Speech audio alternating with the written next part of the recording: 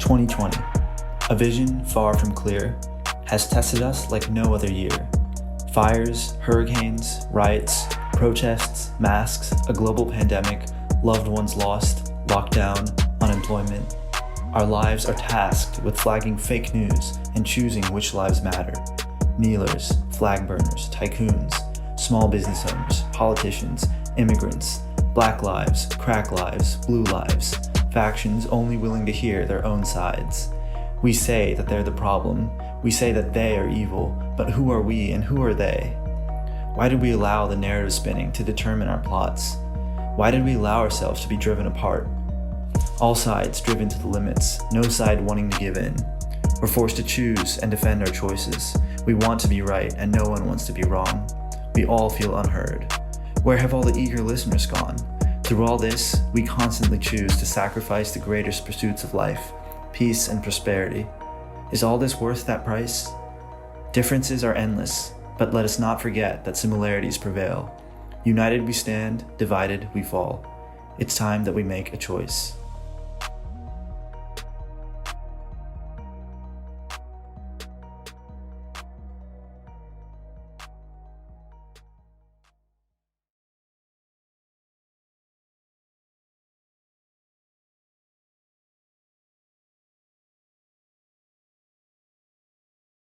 Good afternoon. We're coming to you live from Mason, Ohio, battleground state. We've got two representatives for each of the candidates in the primary 2020 election with us here today to host a podcast-style debate over who should be winning in the upcoming election and why youth voters should get out and be active. My name is Zion Miller. I'll be moderating this discussion, and now I'll turn it over to each individual to introduce themselves. Sure. My name is Aidan McKeon. I am a junior at Miami University. I study arts management and history. I am supporting Joe Biden in this general election. If you want to go ahead. All right. Yeah, hey, good to know. My name's Taylor Armstrong. I'm a junior as well at Miami University studying political science with a minor in sports management, and I proudly serve as the chairman of the Miami University College Republicans and will be voting and supporting for President Donald Trump for re-election this election cycle. All right. Well, we'll get underway here today, gentlemen. Just to recap, both of you have seen all the questions beforehand. Some basic things that I hope should be fairly obvious.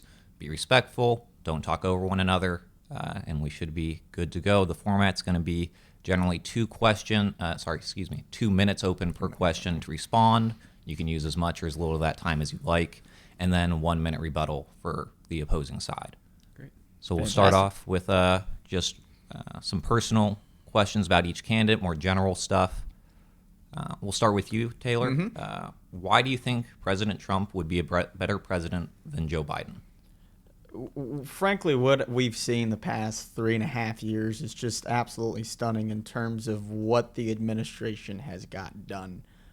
I don't think anyone on both sides of the aisle can dispute the fact that whether you like it or not, the president has done exactly what he said he was going to do. You know, in terms of building that wall that everyone chanted every rally, it's getting built on the southern border.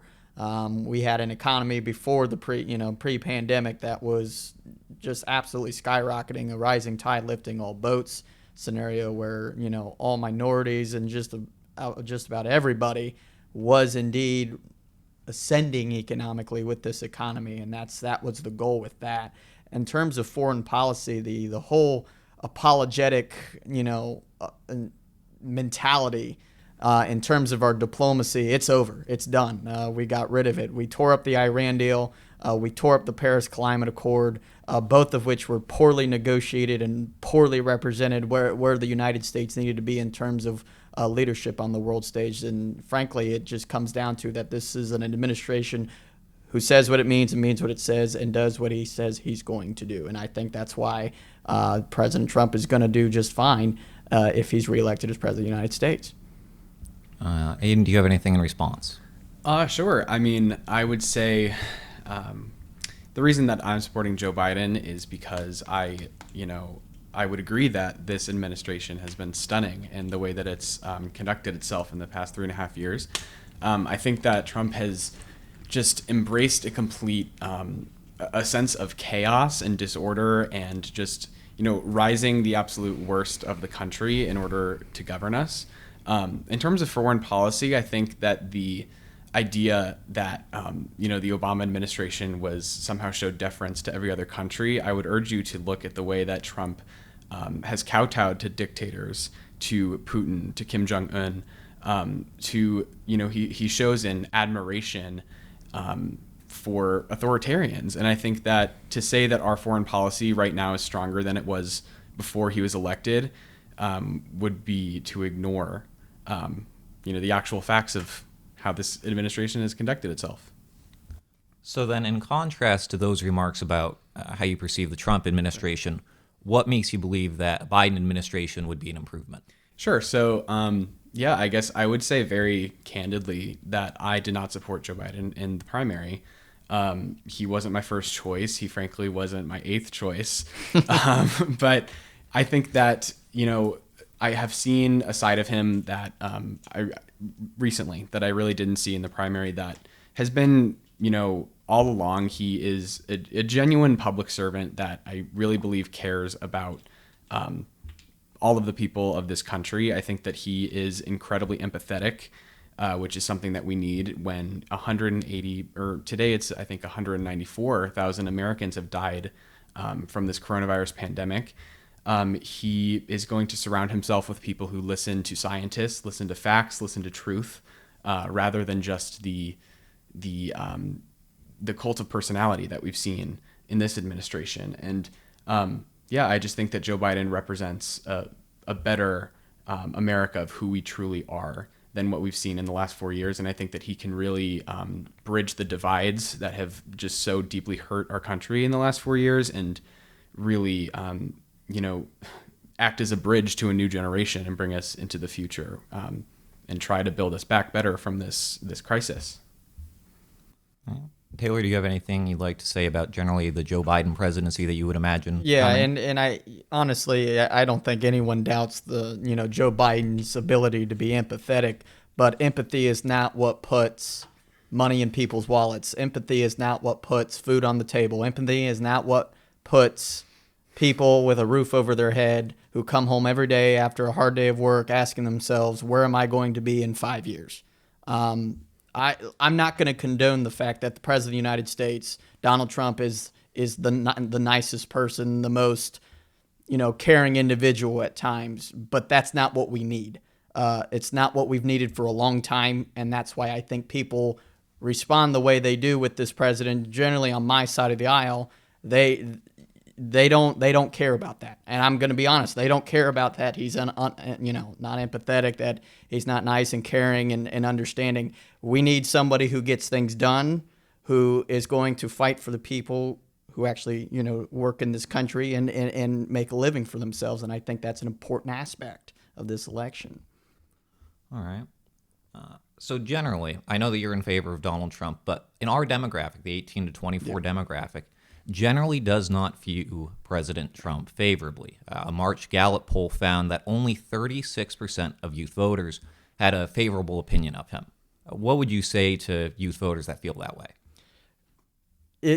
Right now we're captivated a lot by the emotional appeal of things a lot, at least my generation that I've noticed. Social media plays a big role in that as well. And it's not to say that we shouldn't be emotional, but it comes back to that phrase that, when you're young and you're a liberal, you think with your heart. When you're old and you're a conservative, you think with your brain.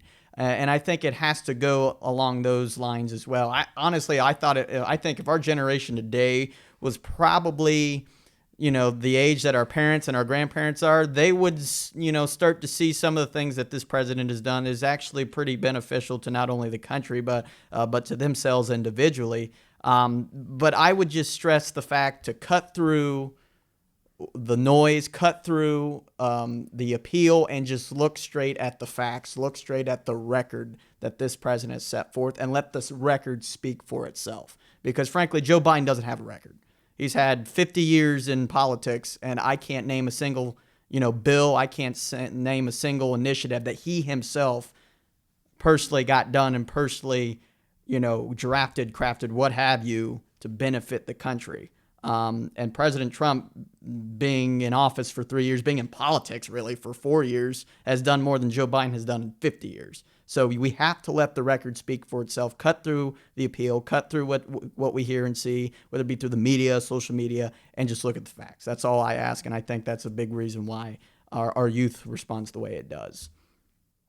Aidan, a response? Yeah, well, I would really push back on the notion that the youth doesn't look at the facts and that we let only empathy guide, or not even to say that empathy is bad, only emotion guide the way that we feel about things. I mean, we are a generation that believes in diversity, inclusion, in, again, empathy, the acceptance of other people. And those are all things that Donald Trump exemplifies the opposite of. You know, we see him act in a way that we are taught from a young age never to act. We see him, our generation, we grew up having to, hide under desks at our school because we were afraid of being shot in our own school hallways. We have grown up under the administrations, both parties, of completely out of touch people. And that's why I think that our generation is ready for something different. Not to say that Joe Biden is necessarily the embodiment of something different, but I think that he's a bridge to a new generation of leadership, and that's what we need. So I want to go back to something you had mentioned earlier, Aidan, that Joe Biden, he wasn't your first, he wasn't necessarily even your eighth pick in the primaries. And that's generally been a theme we've seen throughout the Democratic primary, that youth voters predominantly were in favor of Bernie Sanders, among other candidates, rather than Biden. Especially in states that Trump won, like Michigan, Sanders was up 12% in the exit polls during the Democratic primary. So what would you say to these young voters who were excited about one candidate who's pretty far left, and now we have a candidate like Biden who's the Democratic nominee who's much more in the moderate section? Sure. Well, I would say that as hard as it is a pill to swallow, we have to settle. We have to settle for the next 4 years because the alternative is catastrophic. I think that, all of the things that Bernie Sanders and Elizabeth Warren, who I supported in the primary, fought for, all of those things are at stake. If Trump wins another 4 years, we will see Medicare for all will never happen. If Trump wins another 4 years, he will continue to install, a 7-9 or 7-2 Supreme Court majority that will never allow progress. I think another 4 years of Trump brings just so much just recession, so much backwards energy in the progressive movement. And if you truly believe in the things that Bernie Sanders and Elizabeth Warren in the primary, among others, fought for, you will listen to the candidates themselves when they say that Joe Biden is the next step forward. He is somebody that will put us in a position to achieve those things. Something that I also like about Joe Biden is that he proves that he will surround himself with people that don't necessarily agree with him all the time, whereas Trump surrounds himself with only people that will affirm what he wants to do, and anyone who speaks out against him publicly is gone. Right. So I think that you should look, what I would say to these voters is that you should look at the Biden-Sanders Unity Task Force and look at some of the policy recommendations that they've created together. Joe Biden, as much as this is a over-repeated refrain in the media, he is running on the most progressive platform of any Democrat in the past 24 years. So I really think that it's, even if you didn't like Joe Biden in the primary, you should look at what the alternative is and see that this is the next step forward. This is what will get us closer to the goal that we were all fighting for. Do you have a response? I do. Bernie Sanders, if there's one thing we can make clear about Bernie Sanders is the fact that his policies are, frankly, they're just radical. They're not where America needs to go. It's not where America should go. Because they would be catastrophic. History has proven this. Socialism is not some brand new concept that's going to deliver everything that's been promised behind it. And believe it or not, I've agreed more with Bernie Sanders supporters than any other supporters because there's that populist appeal that comes from Bernie, and I respect that. I respect the populist appeal, on both, whether it be the president or Bernie Sanders. But when we come down to a policy aspect of it, we can't implement this whole progressive agenda, frankly, because it would mean the ruin. I mean, think about it. The Green New Deal. Are you kidding me? We're going to get rid of cows. I mean, Medicare for all. We can't afford those things. What are we going to tell the working American who have to pay for those things out of taxes? All right. I'm going to move on to a topic that may be a little more uncomfortable now. We'll address both candidates' problems with this, but I'm going to begin with President Trump. As of 2019, at least 16 women have accused President Trump of sexual misconduct, ranging from his infamous grab him by the pussy comment, walking into female dressing rooms unannounced, all the way to actual forced penetration. These allegations date back as far as the 1980s and have continued into 2019. Have these allegations affected your decision to vote for President Trump? Well, I think you made a key distinction there, accusations. Nothing's been proven, nothing's been corroborated. We have to let due process, and we have to assume innocence. Obviously, that's how our system works. Obviously, I'm not going to refute what the accusations are made, but I'm obviously not going to assume guilt on the party of that's been accused of, obviously. And like I said, the comments like those came back years ago, way before he was really into the public light as a politician. I'm not familiar with any billionaire or anyone in that part of society that thinks they can do or say whatever they want, whether it's degrading towards women. And I'm not saying that's right, but it's just how that culture works, especially back then. I mean, we learn about all the time the norms and then just the overall way that people carry themselves who are in those, populations, wealth, influence, who thought they were God and they could do whatever. I'm not going to condone either way, though, the fact that these accusations need to be investigated, so on and so forth. But we can't just assume guilt on the party of the accused. And the same thing goes with Joe Biden. I think Joe Biden's had accusations as well. I'm sure a lot of leaders and politicians of influence and people of influence have come in to run with accusations. Some of them are true. Bill Cosby, for an example, Jeffrey Epstein, probably we're going to find out. And trying to forget the other guy, Hollywood director. I can't remember his last name. But I think we need to stick to the facts that, okay, yes, we have accusations. They are accusations. That doesn't mean they're true. That doesn't mean they happen. But we still have to accept those, and then we have to investigate. But we also have to make sure that, innocence, assuming innocence on the part of the accused is still upheld as well. That's how justice and the due process works. And at the end of the day, we got to let the cards fall where they fall. Response? Well, we have tapes. We have a recording of the president saying, like you said, grab him by the pussy. When you're a star, they'll let you do it. You can do anything. I think that he, look no further than his own words to prove the just the countless, the pattern of accusations, the sheer mass of them, the fact that, so many of them hold the same pattern in his own words, I think really reaffirm, how he views women. I don't think anyone could argue that this administration has been anything but hostile toward women. I think that, all of the ways that he has spoken publicly and privately about women, including, and I would go as far as to say about his own daughter, are disgusting. I think that the way that Trump,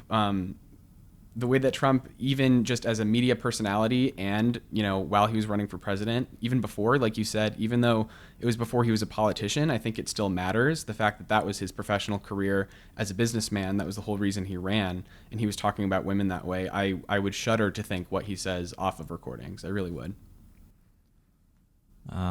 Also, I'm going to stick with you here. Biden has also been facing a number of allegations of sexual misconduct. Specifically in early 2020, 8 women came forward alleging that Biden had made them feel uncomfortable through unwanted touching, violating their personal space, and one woman in particular, Tara Reid, accused him of fingering her against her will when she was a staffer when he was on the Hill. Have these allegations affected your decision to vote for Joe Biden? Yeah, I mean, they absolutely have. I thought for very long and hard during the primary when the Tara Reid allegation came out, and I think when those women came forward talking about his inappropriate touching and his sort of just over familiarity, I would say, it's something that needed to be addressed, and he has addressed it. And I think that, to sit here and say that everything that he has done in his past is perfect and beyond reproach is not true. I've definitely been seeking ever since the Tara Reid story broke further corroboration, and I think many outlets have done deep dive investigative reporting into it and have not been able to corroborate the story. That being said, I think all women deserve to be heard and have their stories borne out, and I think that this is a situation with a ton of gray area. And I think when you look at Joe Biden's record with women, the way that he's legislated for women and the way that he has protected women's rights versus the incredibly horrible things that Trump has said about women publicly and privately, and the way that he's legislated around women, the way that he's turned a woman's right to choose and a woman's healthcare into a political cudgel, I think it just hurts women. And I as a feminist, I think that there's no comparison when you put Trump versus Biden on who could be a better president for the interest of women. There simply isn't. Taylor, do you have a response? Yeah, and I mean, honestly, I don't think there's been a better president in terms of policy for women that we've seen the past 4 years. I mean, women now make up about 46% of the United States GDP. We have an $18 trillion GDP, $19 trillion with the growth we've had in 3 years, and 46% of that is donated to women in the past 4 years. 46%. Could be more, and it will be more. We've also had the lowest female unemployment rate in the history of the United States. So we have more women employed in the economy and the workforce than we've ever had in our country's history, than we've ever had. I don't think that's regression in terms of women's rights. I think that's awesome. That's great. We've got more women employed. He's got more female staffers in the White House than we've seen in any administration in the past 40 years. His press secretary is a female. He's got a counselor that's female. He's got other staffer. I think he's got a communications director that's female. I mean, to say that he's anti-women is just extreme, I think. It's about more than surrounding oneself with women, though. I think it's really my point is not that he hasn't given women opportunities to work in the White House. It's that he continuously legislates anti-woman. He appoints judges that are anti-woman who continuously attacks the rights of women to choose. And I think that it's just, again, it's not a comparison. It's about his words and his deeds. And it's interesting you say that when Joe Biden committed and picked who could very possibly be the first woman vice president of the United States. I think that Trump, I would venture to say that he would not make such a decision. I mean, my point being is the fact you're saying words, okay? Well, if the words were that impactful, you wouldn't have a single woman working for the president of the United States. I mean, let's be honest here. If it's really that egregious, if it's really that bad, you wouldn't have a single woman working for the president of the United States. I mean, we have got to look at things from a standpoint that Joe Biden and Donald Trump are not different in terms of what they've done, in terms of these accusations of sexual assault. Aside from the video, I understand this video corroborates what he said, but there's no action. There's no action corroborated on either side in terms of the accusation that both candidates have faced over the past few years, over the past year, with what's running right now. And the fact of the matter that the president is attacking a women's right to choose is frankly, it's egregious to say the fact that we are choosing that argument over the fact that we're killing human beings in the womb, which I don't think is right. But I'm sure we'll get to that later. Yeah, we'll touch back on that topic and I think topics similar to this further on. So we'll move on from that question, but we will turn back to it. I'm going to move on now to the topic of police brutality and the Black Lives Matter protests that have been sweeping the nation for the past several months. There have been a lot of high-profile shootings that we've seen recently, black people being killed by the police, and I'm curious how each of you feel about your candidate's response to the shootings and to the protests. I'm going to start with you, Aidan, then we'll move to Taylor. Sure. This goes back to the appeal to me of Joe Biden's empathy. I think that the way that he has been able to reach out to these families who are not only are they hurting, not only are they grieving, but they're angry, and they should be angry because the system that's been in place to protect them has not protected them. And I think that the way that Biden has responded from a policy standpoint, I would venture to say I wish was a bit more progressive. I think that, reallocating more funding to policing and more resource and, not specifically enumerating resources for mental health, for community policing, for other forms of community safety that would be far more effective than the system that we have now, clearly, given the results. However, I think that the alternative, which I'm sure Taylor will get into and I will have an opportunity to rebut, is just so farther worse. And I know that I've heard Trump say many times, and I've heard his defenders say that he has been the best president for black people across this nation ever. And it's just unbelievable that somebody would say that about just a open, malignant, racist president. Yeah, that's all I have to say about that. All right, we'll turn it over to Taylor. Yeah, I think early on, let's not forget, that there was no time wasted. The president directed the Department of Justice to investigate these killings, to make sure that due process was followed and to make sure that justice was served in those situations, whether it be with George Floyd. Breonna Taylor, I think, is still under investigation. I want to heavily invest in the fact that we want to reallocate funds, aka defund the police, is probably the stupidest policy stance that I have ever heard in the 21st century. Not more toward, and I don't mean that towards you, I mean it towards the party. I'm meaning it towards the policy makers who have proposed this idea and then, go with it, go on.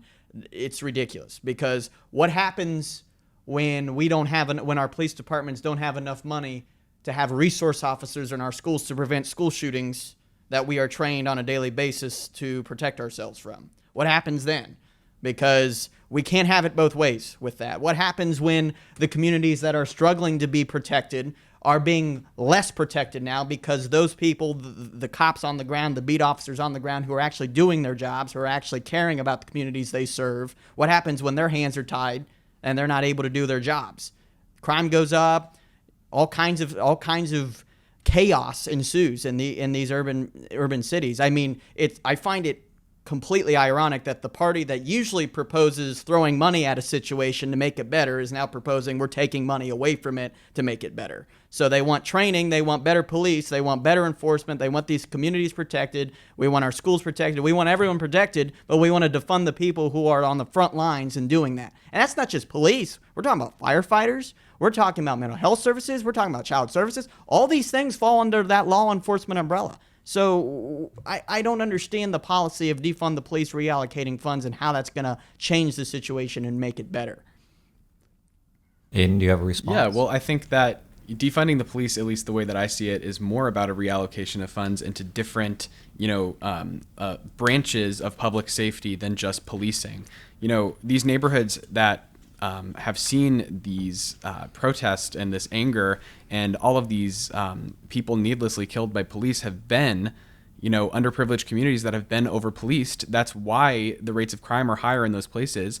And that's why, we are looking at this mass movement that we haven't seen since the 1960s. And I'm sure that you could agree that something about the way that we're doing this is not working, right? And I think that it is completely dishonest to assert that Democrats are trying to take funding away from firefighters, mental health services.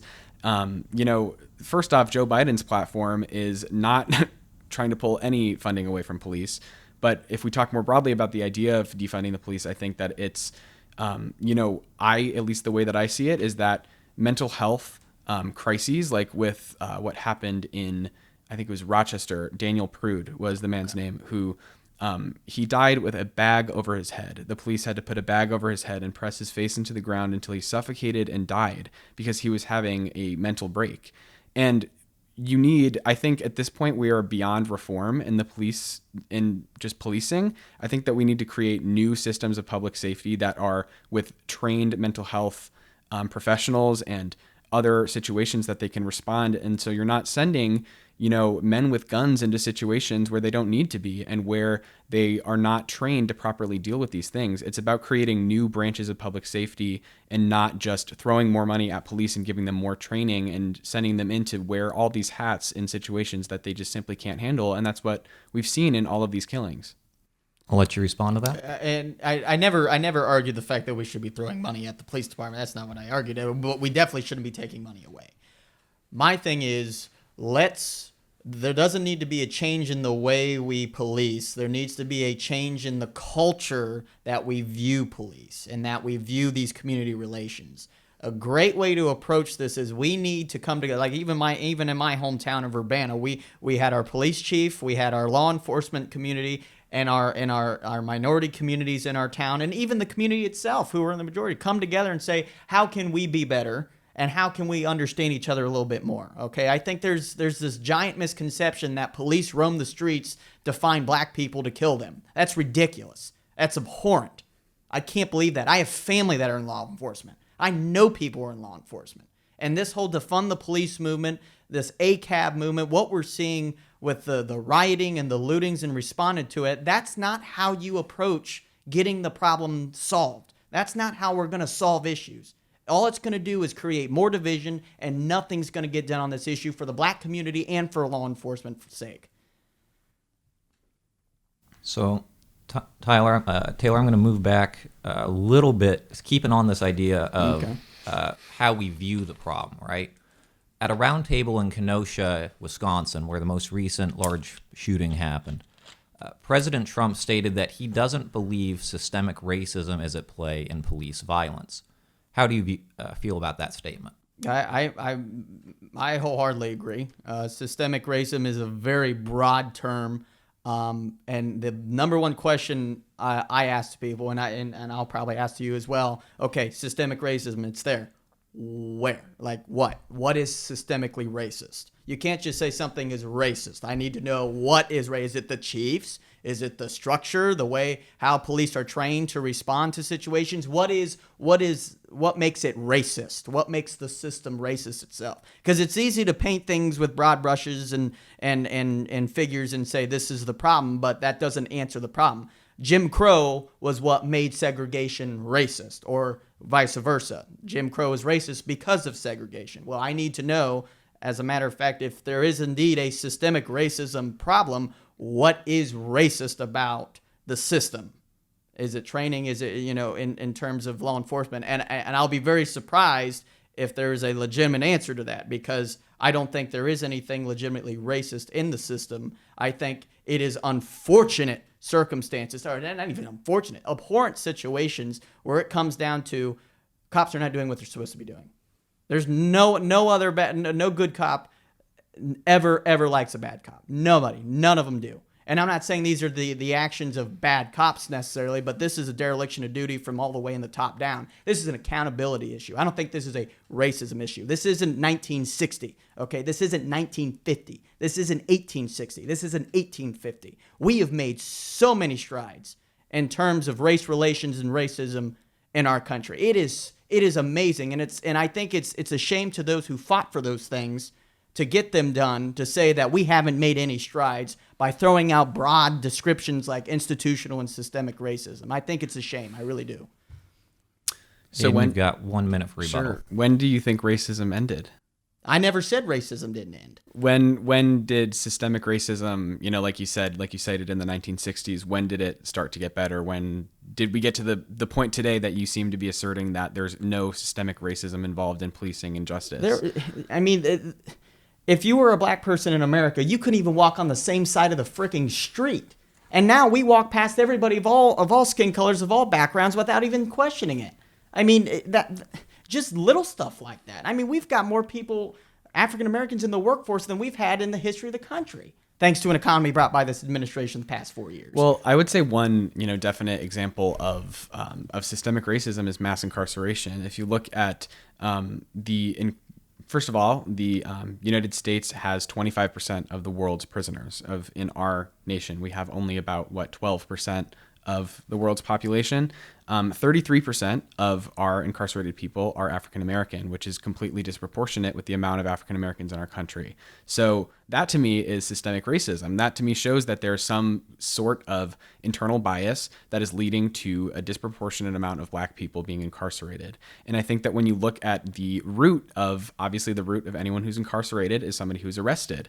The police are inherently have shown to have a bias toward people of color and more marginalized communities, and that's what leads to all of these I don't want to even call them misunderstandings, to these lack of understanding on the part of police officers of how these people are just trying to live their lives. George Floyd was just at a store and he used a $20 bill that they said was fraudulent when it wasn't, and he died with a knee in his neck for 12 minutes. Breonna Taylor was asleep in bed when a no-knock warrant was executed, and she was killed in her own apartment, in her own bed.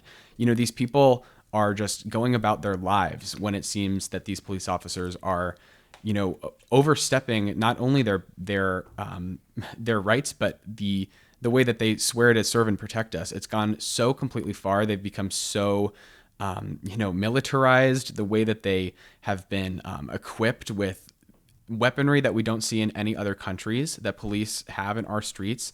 I'm afraid we're a little over time at this point. I'll let you have some time to respond since we went over there. We do need to remember, though, to try to stick somewhat within that time frame. On these things, we can go a little over, a little under, but we do need to work a little more within the time. Now we see how hard it is for the other guys to do it, I guess, on the national stage. But in response to especially the incarceration problem, I will mention 1994 crime bill, which was probably a major part of what we're seeing in terms of the disparity. And I want to make that clear. Disparities that were caused by this crime bill was authored by Joe Biden, by the way. And the President of the United States created a new law. It's called the First Step Act. Great act. It's basically going to help with that systemic problem of getting minor misdemeanor, minor crime inmates out of the system and back into re-incentivized into the workforce, which I think is a great program. And I think he showcased that well at the RNC. But once again, unfortunately, I did not.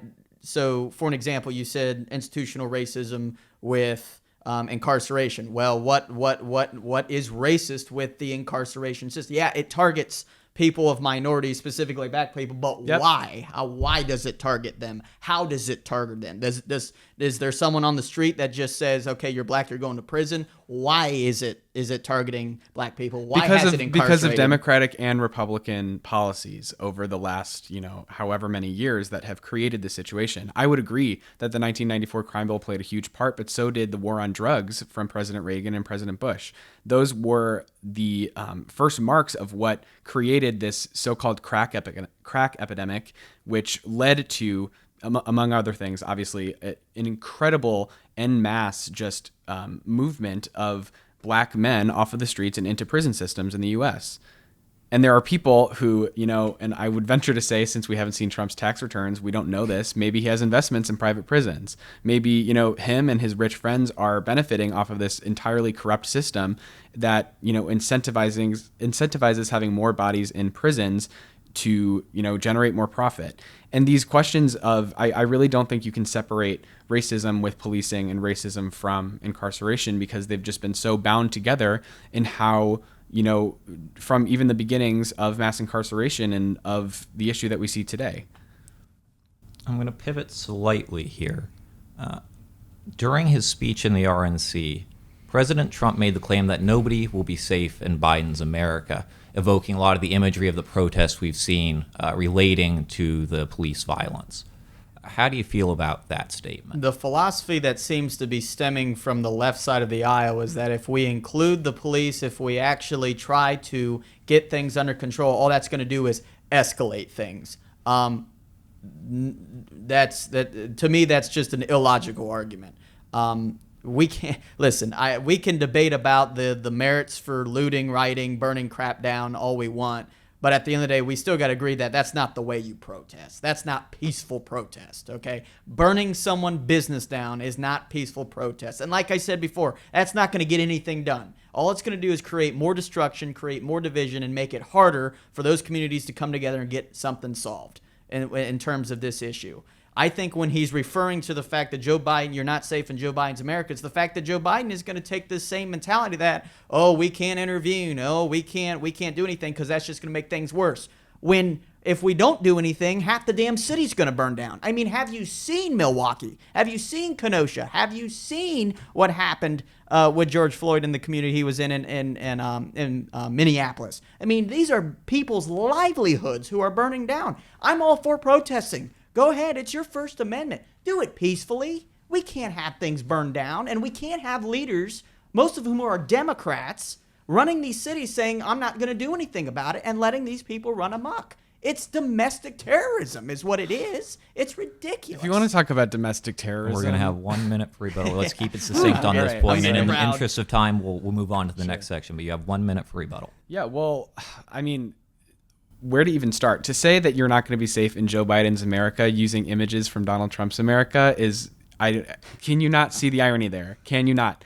The idea that, all of these Democrat-infested cities of all these people, protesting and lighting things on fire, the conservative media is using these images of, yes, there are people that are burning things down and that are looting. These protests have been overwhelmingly peaceful. They have. And I would urge you to look at the video of Donald Trump's using the National Guard to clear out the park in Washington so he could get his Bible photo op at the church, to show that this is a crisis that he is continuing to stoke by fanning the flames of white supremacy in America. He uses racist dog whistles constantly about law and order and about, Cory Booker being in charge of HUD and destroying your suburb. He uses these things to basically scare people into voting for him. And I would love to talk about the idea that he doesn't want to create panic when, put that idea right up against what he has just said about all of these protests and saying that Joe Biden is have to cut you off there. We're hitting the time limit on that one.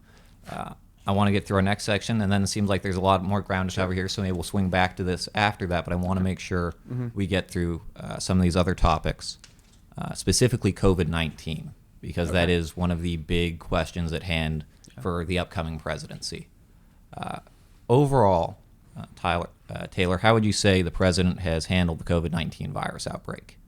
With what we expected probably in early 2020, I don't think there's really any more he could have done with what we've seen so far. I mean, we shut down travel to major areas where the virus is starting, especially in China and Europe in early February and March. He invoked the Defense Production Act to get PPE materials, to get ventilators produced at a mass and, frankly, quick rate in order for these states to be prepared for what was supposed to be a massive situation to where we have a lot of people infected, and to frankly start replacing the stockpiles that were left empty by the previous administration. I realize that Joe Biden liked to claim that he had a playbook left for the president of the United States, but knowing football and being a fan of football, you can have a playbook, but if you don't have a team or players to run the plays, then it ain't worth shit. That's just my opinion on that. But I don't think there's much this administration could have done more. We're getting vaccines ready. Testing has already began with that. Rapid testing, testing in general has been mass produced. It's really been a show of how well the president's been able to take the private sector, the public sector, and the government, put those three heads together and say, we need to get PPE, we need to get ventilators, we need to get hospital beds. I mean, for Christ's sake, he sent 2 hospital bed carrier ships from the Navy to LA and New York, 2 of the biggest areas for the spread at the time. He was ready. He listened to Dr. Fauci. Dr. Fauci says he listened to him. Dr. Birx said he listened to him. So I don't think there should be any refutation of the fact that he doesn't listen to the people. He did exactly what they asked him to do. We shut down the economy in March. He made it very clear that people need to slow the spread through his guidelines, and I think the vice president did a good job on that as well. So me personally, I don't know what else you could have done more than what the president did in those months to slow the spread. Keeping it within the minute rebuttal, do you have anything to say? Yeah, I mean, 196,000 people dead, 6.5 million people contracting coronavirus. I'm not satisfied with an administration that says, what more could we have done when all of this is happening? By his own admission on tape with Bob Woodward, February 7th, he said, this is very serious. This is closer to 5% when a flu is closer to 1. I like to play it down. I still like to play it down. He understood how serious this crisis was in February, and he continued to make the choice to make it not as serious in public because he knew that it would harm the economy and it would harm his reelection. He made a political decision that cost countless lives in America. And to say that we are in a better position than we were before he became president, even if, it's unconscionable. He has not been good on the coronavirus pandemic. I don't think anyone can make that argument. So then what would you hope to see from a Biden administration in comparison to what President Trump has done? Sure. Well, I think that part of what makes Joe Biden's coronavirus plan work is that he understands that you cannot have an economic recovery without a full recovery from COVID-19. I think Trump has tried to separate those two things and tried to just ignore the virus and try to make it sound not very serious. His own staffer at his super spreader rally at the last night of the RNC said, everybody's just going to get it anyway. If that's somebody who's working in the White House, we should all be horrified, because what that means, if everybody all just gets it anyway, and that's a matter of public policy, that means 2 million Americans could die. Epidemiologists are saying that if everybody in America were infected with this disease, 2 million people would die. And the idea that they're just okay with that is unbelievable. I think that I trust Joe Biden to make a strong decision that might not be popular, to say we need to shut back down for however long. We need to make sure that we are containing the spread of this virus so that we can have some semblance of normal. I think that he will listen to scientists. I think that he will put facts over fiction. He will do things that any real president should do to ensure our safety in this moment. I truly believe that if we have another 4 years of Donald Trump and he doesn't get serious about this pandemic, which he has shown, there's no sign that he will get serious about it if he's reelected, that is what we could see. We could see a herd immunity strategy, which will kill 2 million people. It did not have to be this bad. Trump dismantled the pandemic response team. He said in his own words that he didn't take this seriously and that he likes to play it down. I can't see any other argument for how he has done a good job with this, and how somebody with more actual governmental experience that knows how to manage a pandemic, as he proved during the Obama-Biden administration with Ebola, I would be far more comfortable with him in charge at this moment. Do you have a response? Scientifically, let's be very careful about comparing two different viruses. Okay, Ebola is nothing like coronavirus. I hate that comparison, because people are like, well, President Obama did well controlling Ebola. Well, Ebola is not coronavirus. It spreads a lot worse Ebola does not spread as bad as coronavirus. And the president has taken this serious. I just listed a bunch of things he did. And I mean, my question is, what would have Joe Biden done different? Not what Joe Biden would, do after the fact that we are in a pandemic, but what would he have done before to prevent, when the pandemic started in March and April, what would have he done different in terms of trying to prevent everyone getting the spread or everyone dying from it? I mean, and I'm torn, because I'm like, yeah, I don't want people to die from this virus, but it's the truth that people are going to die from the virus. It's just the goal of we need to prevent as much deaths as possible so that doesn't happen. There's an idea there with the virus. You can't prevent the spread of a virus, but you can definitely prevent it from spreading to people who would be fatally... You can prevent the spread of a virus. You can. Other countries have shown that. Sure. I'll let Aidan answer the next question. Okay. No, I'm sorry. We're going to let Taylor answer the next question. Okay. I'm going to ask something about something specific Donald Trump has done with regards to the pandemic, and then you'll get a chance to respond to that. Sure. So going into the summer, President Trump pushed heavily to reopen the country following a wave of lockdowns at the state level. I'm sure you all remember being sent home and most likely being under a lockdown order. Mm-hmm. During the lockdown period, infections in the United States were on a downward trend, a trend that reversed following the reopening. Do you think that President Trump made the right decision in calling for that reopening? I talked with a local health commissioner just north of where I live, and I asked him, I said, was this spike when we reopened worth the reopening? And he said, absolutely. He said, because why we shut down in March and April was to prevent a big enough spike at that time to not overwhelm the healthcare system. So healthcare officials were planning for another spike whenever it was, whether it had been May, June, July, August, September, however they pushed the economic reopening back, there was going to be a spike, but it wasn't going to be as big or as large enough to overwhelm our healthcare sector, to overwhelm a lot of our medical teams, our medical infrastructure in the United States. That's why we shut down. We shut down to slow the spread enough to where we weren't overwhelming our resources to combat the virus. So the reason why we opened up was like, okay, we've got enough PPE, we have enough resources, we know more than what we did 2 weeks ago, 2 months ago. Let's start getting the economy reopened, because let's be honest here, we can't keep the economy shut down for 2 years, 3 years, however this virus is going to be with us. And I understand that, there are concerns that the president's downplaying it. He just doesn't want everyone to freak out constantly, because if you constantly live in fear, that's when things really get bad. People aren't able to work, and that affects mental health as well. So I think the main reason why we're seeing these reopenings is because we are now at a point where when we do have spikes, when we do have mass cases, we are able to deal with it efficiently and effectively. And we have. Numbers have gone down again, actually, based upon the last spike we had in the least of July, I would say end of July, early August, and we might have a spike in the winter too. But guess what? We're not going to get overwhelmed because the spike is going to be low enough to where our resources aren't going to be depleted and we're able to deal with it effectively and quickly. 1 minute response. I mean, I think that no short-term economic growth is worth the 196,000 deaths that we've seen in the United States. I simply don't, and I think that it's not concerns that he plays it down. It's his own words confirming that he decided to play it down and to lie in order to save face politically.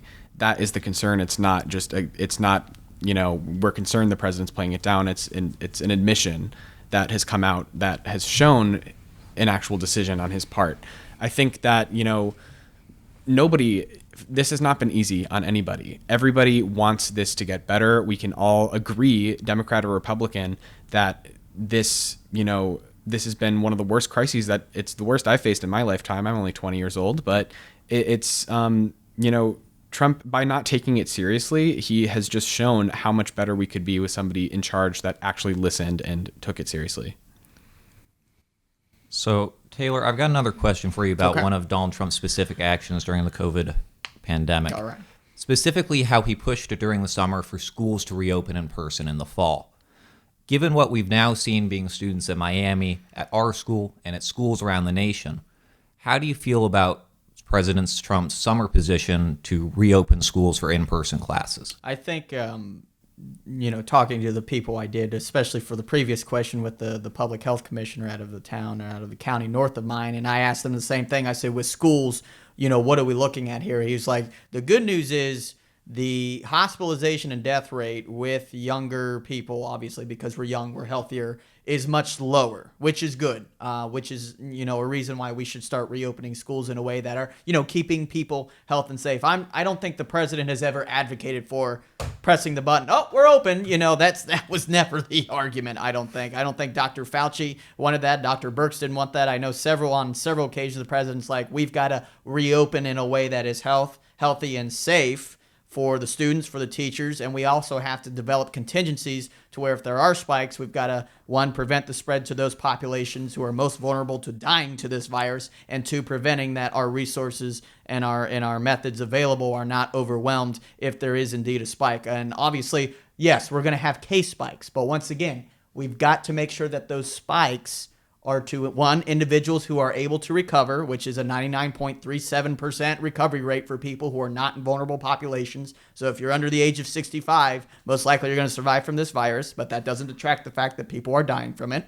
And number two, we need to make sure that if there is a spread, that the spread doesn't get to a point where it's unmanageable. That's why Miami University was very worried when we had the 800 cases in 2 weeks. They were worried that if this trend continues, we might not be able to manage that. And that's a fair point to make. But I think they've realized with what the testing we've done and what a lot of other schools are doing, whether it be social distancing, face mask, and other disinfecting and hygienic methods to keep their schools safe, that they're saying we can reopen, but also keep our students healthy and safe to prevent from those two things in happening.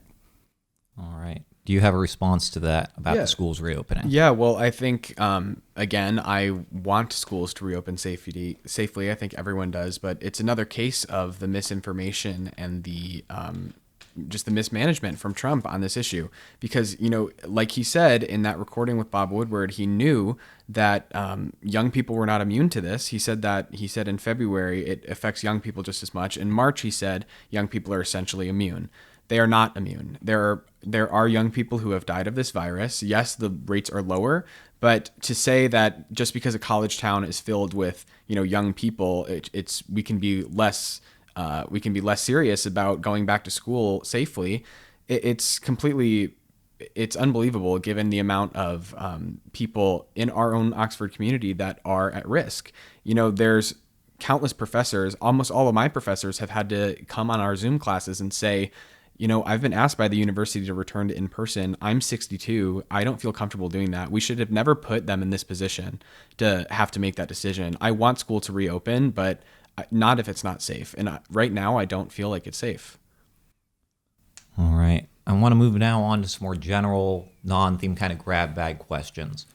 This first one I think is a little shorter, so I'm going to give each of you 1 minute to respond. I don't think this is going to be terribly combative. Should disillusioned voters consider writing in a candidate other than Biden or Trump, picking a third party or writing in? And we'll start with you, Taylor. I mean, that's on their own conscience. I mean, write-ins have never won, I guess you can say, and I'm not too familiar with election law, but you can pretty much write anyone in on the ballot if there's an option to write in somebody. Like I said, I want to stress that people just look at the record, look at the facts, look at what we've done, where we've been, and where we're going to go, and then combining those three aspects, make their decision whether to write in or not. But I suggest voting for at least one of the two before we go to that Plan C option of writing in. Aidan, do you have thoughts on writing in or voting third party? Yeah, well, I mean, it's definitely clear that our electoral system right now of the Electoral College benefits Republicans. That's why we've seen in the last election, Hillary Clinton won, multiple million more votes than Donald Trump and still was not elected.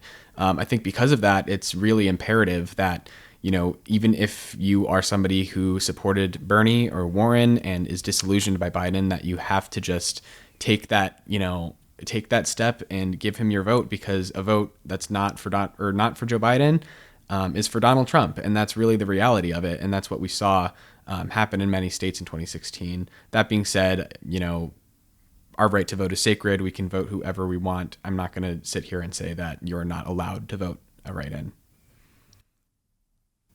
Going back to you, Aidan, a number of people have voiced concerns about Biden's mental fitness for the office.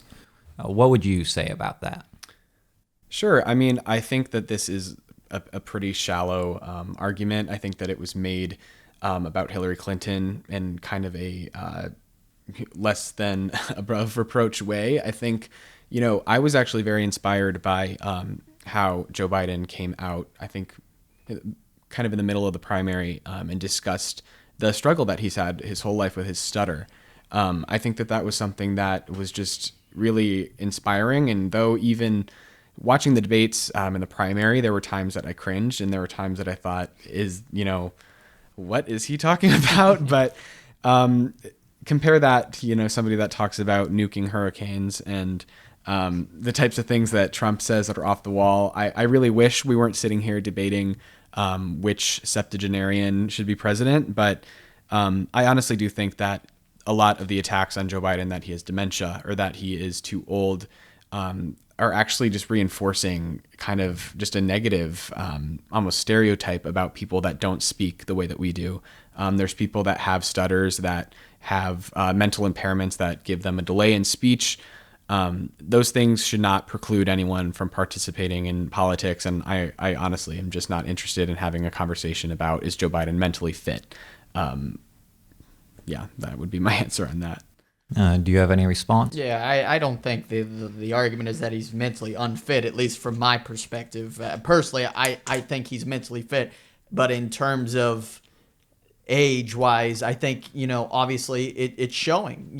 His memory's probably not all there sometimes, and that's why it's hard for him to, speak on the top of his head, and that's hard to do. I mean, people got to consider, so in a Joe Biden presidency, if he's still having these problems with memory and having things that come with natural old age, what makes us expect him to go up into a diplomatic meeting and be able to hammer out an agreement, a treaty, a trade deal, or some sort of that way, And I think that's the question people are wondering about is, okay, if Joe Biden can't give a simple interview without a damn teleprompter in front of his face, how are we going to expect him to speak candidly to foreign leaders and his cabinet to get things done for the American people? All right, Taylor, I'm going to stay with you for this next question. President Trump's usage of Twitter has been a hallmark of his presidency. How has his activity on Twitter impacted your view of him?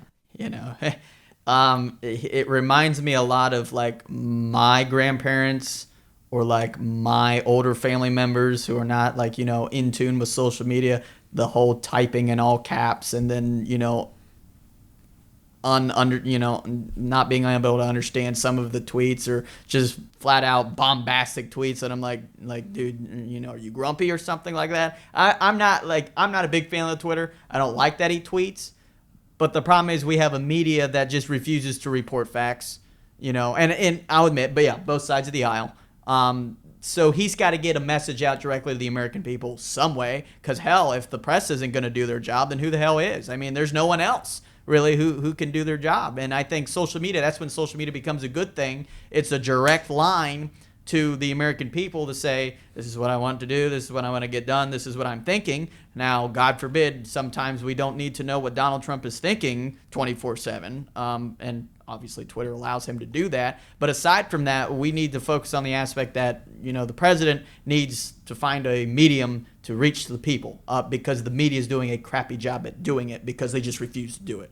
Because I don't think anyone on both sides of the aisle can logically justify to me that what the media is doing is good in terms of how they're treating the president of the United States.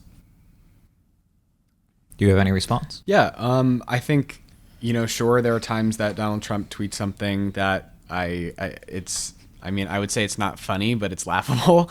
Like, there are times where it's harmless, he's doing his thing, but there are other times where his tweets have real life consequences. He's incited violence over Twitter multiple times. He's made threats to foreign countries about foreign policy over Twitter.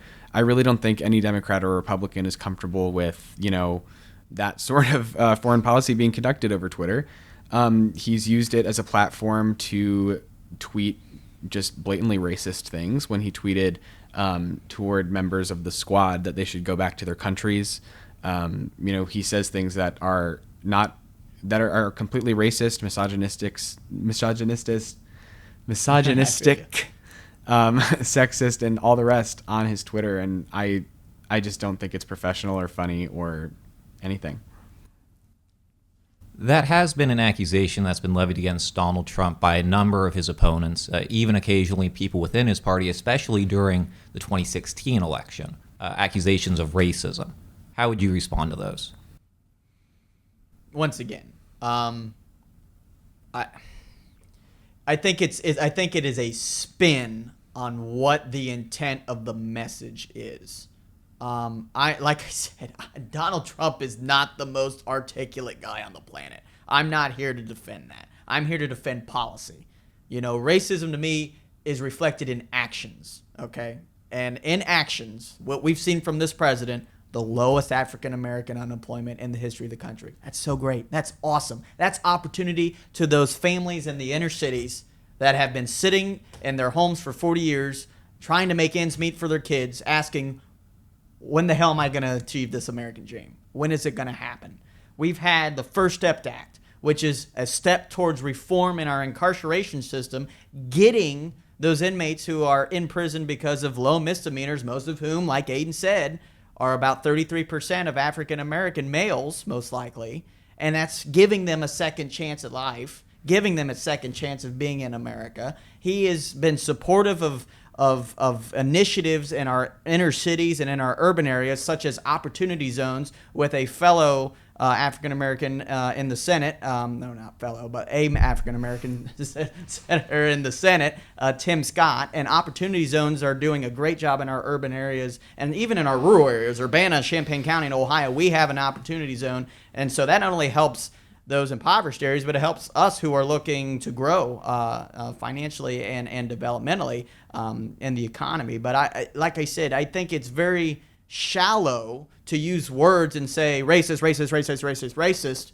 when we've got to look at the actions behind those words. Has the president followed through on these racist epithets that he's put on Twitter and that apparently he spewed at in numerous different ways? And the answer would simply be no. He hasn't done anything racist.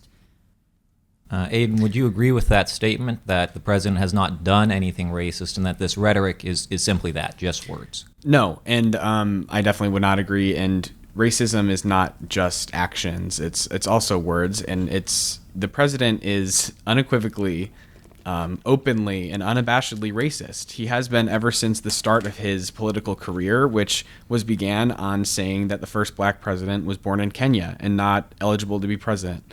You have the equivocation of white supremacy and Black Lives Matter protesters in Charlottesville.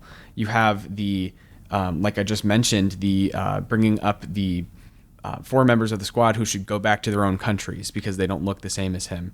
He stokes the flames of white supremacy, and he, uses racist dog whistles, which continue to give him support in America.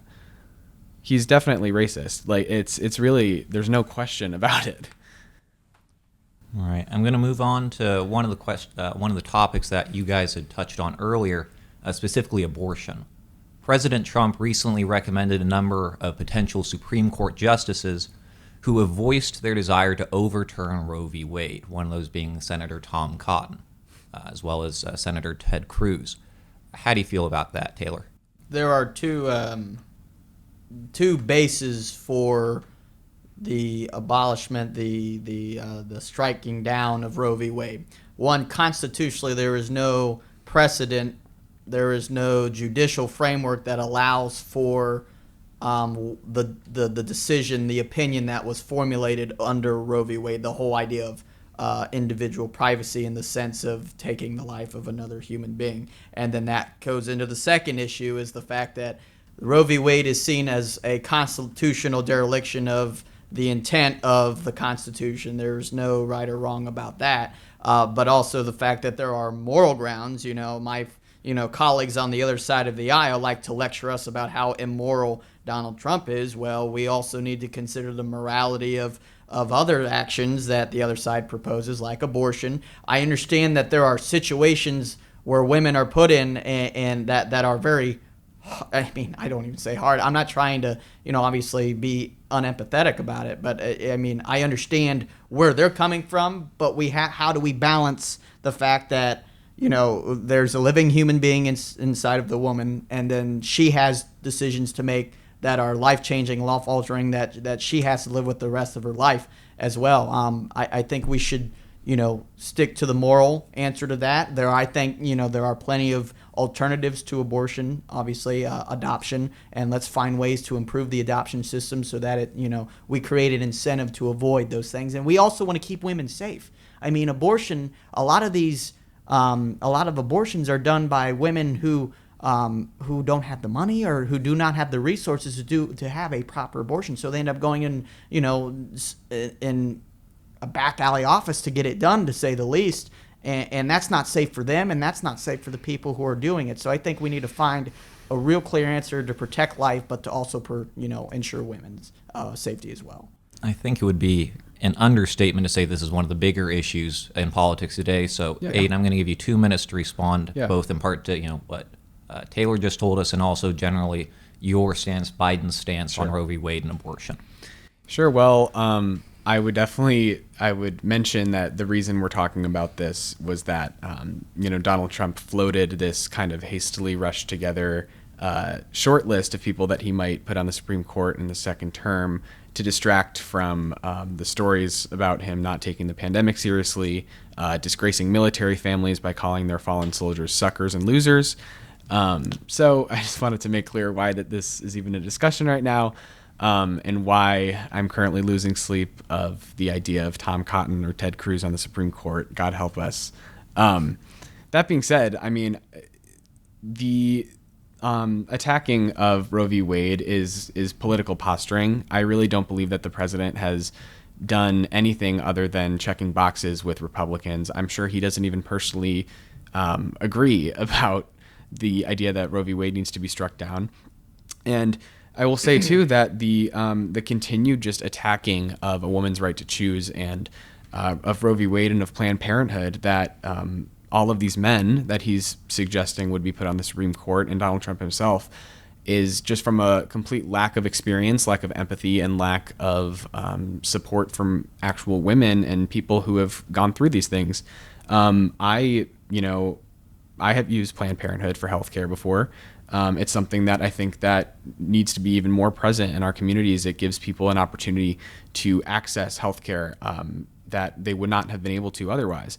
I think that, the question of abortion, I think if we start to, unpack that and litigate it, we'll be here for hours. But at the end of the day, it's about a woman's right to make her own decision about her own body, and about whether or not she wants to continue with a pregnancy. And it's 2020. I think that has been pretty solidified in our culture, and I think that a Joe Biden presidency and a Democratic Senate needs to codify that in our laws. Now, Taylor, I want to give you a chance to talk about something that was touched on by Aidan, the recent comments that Donald Trump allegedly made about our veterans. It's a story that started in The Atlantic, stating that he had called fallen soldiers in World War I suckers and losers. And that story was later corroborated by a number of news outlets, including Fox News.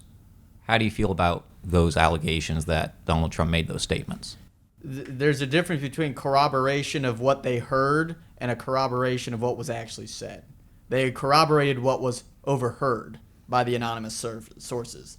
What the president did is come out with all these emails that were sent on the day he was in France that completely throws this out the window. And where do we see that? It's not in the media. No one's reported that. It's not even an issue now anymore. I don't even see it on Twitter. You know why? Because the president came out and said this isn't true. He's got I think he had 700 veterans, military members sign a letter saying it's not true, who were there with him on the day of the D-Day memorial remembrance, I guess you could put it, in Normandy in France. The emails corroborated the fact that the president did not make these comments. He was upset that the weather prevented him from going to the cemetery, and people were saying, well, that was just an excuse. What do you mean it was just an excuse? It was raining. It's not like it was a bright sunny day and he could go. It was raining and he was unable to go. It's Secret Service protocol. And they showed you the emails from the Secret Service that said the POTUS unable to go because of weather-related activities, so on and so forth. I've read the emails. I should have printed it out, but it's public record. It's there. But to your point about that, it was corroborated by multiple news sources. Okay, yeah, it was corroborated from what they heard from these anonymous sources. That's not corroboration of that it actually happened. And this is just another example of, the mainstream media not reporting facts. They're reporting opinions. They're reporting their side of the story, or simply just reporting just to, one up the president of the United States because, God forbid, if Donald Trump gets away with something, all hell's going to break loose. But this president has been most pro-military than I've seen in my generation and in my lifetime. I mean, this guy loves the military, loves the veterans, and if he didn't, he wouldn't make sure that we've got new bullets and new equipment for a $750 billion military spending package. All right. Aidan, you want to take a minute and respond to that? Yes. Well, to talk about the actual story, I do believe it was 3 separate accounts of 3 separate people that were each corroborated. I will say too that one of his first defenses was, I was telling my wife all about how I wanted to go. That was proven to be a lie, basically on the same day because she was not there. And aside from talking about all of this, behind the scenes reporting and corroboration, this is another one of those cases where his own public words and actions support everything that The Atlantic reported that he said. He called John McCain not a war hero because he was captured, and he likes people that weren't captured. He constantly calls into question the service of people that he disagrees with. He said that, in the Atlantic piece, it was reported that George H.W. Bush was a loser because he was shot down in World War II. He attacked Gold Star families multiple times that don't agree with him politically. It completely tracks with everything publicly and privately that he said. All right. We are coming up on the end of our time, so I'm going to ask a final 2 questions. Regardless of whether Trump or Biden win this election, given how divided the country is right now, some predict an outbreak of civil unrest regardless of who wins. There's been talk on both sides, among the more extreme members of each leaning, that they won't accept the results of an election. How will you all react if your candidate is not elected? We'll start with you, Taylor, and then we'll go to Aidan. I've been raised to always be respectful, to always hold your head high in times of victory and in lows. I'm going to accept the results. I'm not going to like them most likely, or I'm not going to, I'm going to really like them most likely. But which direction it goes, I'm going to accept them because that's America. It's the peaceful transition of power. Okay, I didn't like Barack Obama. I didn't want him to be reelected in 2012, but Mitt Romney lost. So I said, okay, I plucked myself up, dusted myself off, said, we'll see in 4 years and we'll try this again. And it's worked just about for, 240 years. But this, both sides of the aisle on the extremes that are saying, oh, we shouldn't accept the election results. I mean, come on, guys. Let's be civil, okay? Let's be mature here, okay? And I know there's apparently a lot of, finger pointing right now about whose side is more mature and more moral than the others. But despite that fact, we need to come back to who we are as people, who we are as Americans. Let's accept the election results. Yeah, I might not like them. Yeah, I might really like them.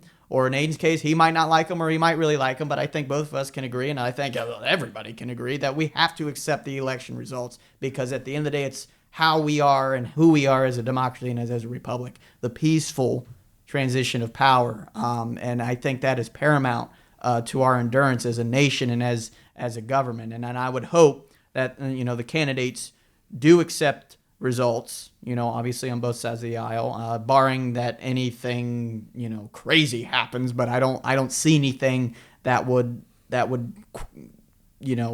qualify for them to say, I'm not going to accept what's happened here. You can have 2 minutes to state your case on that. Yeah, I mean, I would agree that the peaceful transition of power is incredibly important. But I would also like to raise the concern that Trump himself has floated the idea of not accepting the results of the election if it doesn't go his way. He's constantly, used voter suppression and voter intimidation as a tool to win this election.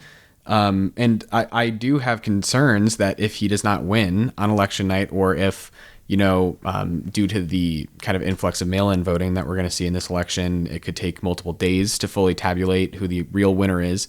If that takes multiple days, and we're not used to that as a country, we're used to finding out the night of, that I would be very concerned about him using his pulpit to say that this was not legit if he didn't win, because it's going to look different than any other election we've ever had. And I think that it is indicative of Donald Trump's, tendencies towards subverting all of our democratic norms that we're even having this conversation. The reason that we're having this conversation is because so many people can so feasibly see Donald Trump not accepting defeat on the election night if he loses. So, yeah, I mean, I would say, of course, if Donald Trump wins fair and square, I would venture to say that he can't win fair and square. He doesn't really have, if it was a national popular vote election, he probably wouldn't win. There's a lot of voter suppression that is still continuing to happen in so many states, suppressing people of color from voting. Other groups that typically vote Democrat, it's harder to get ballots. We've already seen the president attacking the postal service constantly, knowing that this is going to be much more of a mail-in election. He's already sowing seeds of doubt, and the Russian propaganda machines are also sowing seeds of doubt about mail-in voting in America. So all of those concerns stated, of course, I hope for the outcome that I want, and I hope that he accepts it, because I know that Biden will accept it if Trump wins. I'll give you a minute to respond to that, because there were some concerns raised about the USPS, voter suppression, and some comments Trump has made that lead some to be concerned about his acceptance of an election result. So like I said, I'll give you a minute to respond to that. This whole conspiracy that Trump's undermining the U.S. Postal Service to stop these mail-in ballots is ridiculous. I mean, like I said, he's not tearing up mailboxes in cities to prevent people from putting their freaking mail into the mailbox for it to be sent. That's not happening. The Postmaster General made that clear at the hearing in the House, and of course they didn't broadcast it because it wasn't what they wanted anyone to hear in terms of that narrative. And I want to say the notion that just because Donald Trump didn't win the popular vote, or he didn't, win it through the system that is not been constitutionally designed to be elected president, doesn't mean that it's an unfair election. It's just the fact that that's how it worked out. Okay, I think this attack on the Electoral College is it's just not logical, because if you get rid of the Electoral College, things are going to be much more unfair electorally than they would, because then what are you going to tell states like Idaho and Montana, who have like 3 electoral votes? Now, obviously, we've explored a variety of political differences over the past hour and a half at this point. But regardless of those differences, I think both of you would agree that being politically active is important. But a lot of young people don't necessarily agree. We have one of the lowest voter turnouts of any demographic, the lowest, in fact. So why do you think it's important for young people to get out and vote, and what would you say to them to get them to do that? We'll start with you, Aidan, give you 2 minutes, and then you another 2 minutes. All right. Yeah, I mean, I know that it is, it's can be very demoralizing to see all of the things that have happened in politics in the last, 4 or 5 years at this point. But rather than young people being turned off, I think we really need to take a step back and think about what could happen if we sit back again and don't involve ourselves. I think that, for these progressive goals that, our generation has made very clear that we want, for any of those things to happen, we need to get involved now. We can look at the forest fires that are happening in California right now. We can see all of the just impending climate disasters that are coming our way if we don't make changes soon. There are so many issues that motivate young people, and I hear so much discussion about, not only with my friends and in school and online, about so many grievances. And the only opportunity we have to change these things is to vote. I think that I want to go back to the point that I made about the Electoral College, is that it's part of the reason that I feel young people feel so demoralized and so much like our voices don't matter. We're seeing our generation, become very concentrated in different areas of the country. And as that continues to happen, those people have less and less of a voice in our elections because of the way the Electoral College is built. I know that I didn't mean to say that it wouldn't be a fair fight because of the Electoral College. Of course, I know that that's the constitutionally endowed system that we have, but it would be a fairer fight if it was one person, one vote. That's something that I think we need to start advocating for. We already have, but we just need to push it further and further, because we're going to continue to see outcomes that, we have minority rule in this country unless we make those changes. And it starts with young people getting involved, making our voices heard, for all of those things to happen. All right. Taylor, you have the last response of the afternoon. I think, big thing with people our age turning out to vote, it's because I think there is a misconception that what we see in our elections, what we see in our political system, it doesn't affect me. Oh, it doesn't affect me. And sometimes it doesn't, because we're at the age now where, we're still considered dependents. Most of us are dependents. Our parents are providing us most of the income, most of the roofs over our head, the resources to live on a daily basis. And, being in college, that's when that transition of getting away from that starts to happen. And that's when you see people getting more politically engaged, but they don't know how to channel that to the voting booth. I've got a lot of friends, both sides of the aisle, who have a lot of problems with what they're seeing right now in this country. And it doesn't matter what they're advocating for, whether I like it or not. I tell them, don't bitch if you can't vote. And it's as simple as that. Don't bitch if you don't vote. That's all I ask. And if you're going to vote, you can have an opinion. That's fine. That's how I was raised. That's how a lot of people in my community were raised. You don't have a stance. You don't have a platform if you don't vote, because at the end of the day, that is what makes the change. That's what it makes the change. Voting. One vote does matter. It really does. It does in local elections. It does in state elections. Might not as much in a national election, but still the fact that you did it, considering other societies, other countries, other nations don't even have that luxury of voting. They have to fight for it.